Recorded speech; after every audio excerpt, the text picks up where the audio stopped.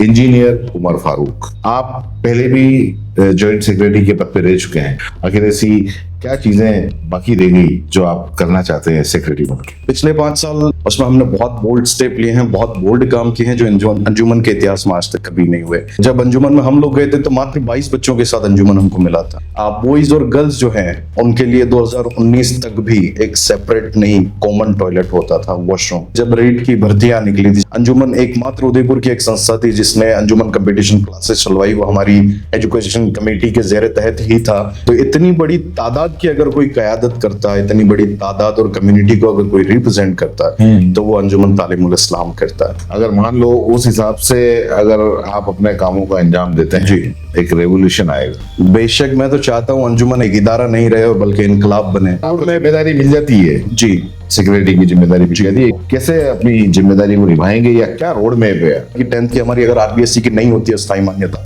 तो हम सीबीएसई के तहत लेंगे और इसके बाद इंशाल्लाह कोशिश करेंगे। कि कम से कम एक 12th की स्टैंडर्ड की स्कूल तो होनी चाहिए। आज अगर एक हाथ में हमारे पास कुरान है तो दूसरे हाथ में कंप्यूटर होना चाहिए।